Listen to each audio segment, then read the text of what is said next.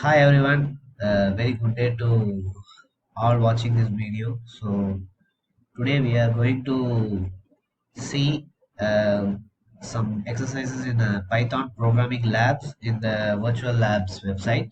So the first experiment here we have is the arithmetic operations. So in this we'll go directly into the simulation because this is just the basics, and we'll see the addition operation. You just have to give the first number. Just give a random number 5. The second number will give us 8, and just give start. The virtual labs itself will generate the code in Python. So we have to first declare a variable A, and we should get the input, then variable B and input for that. Then declare a variable as the sum of the two numbers, then at last print the number.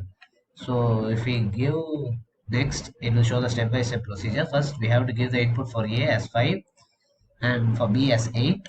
Then it will calculate the sum as 13 and store it in the variable C. And finally, it will just print this line. The addition is 13 in the output page. So, but these are the operations which are happening inside. We have declared the variables in it. The sum is stored in another variable C. And finally, it gets displayed. So, thank you for attending this class. All the best.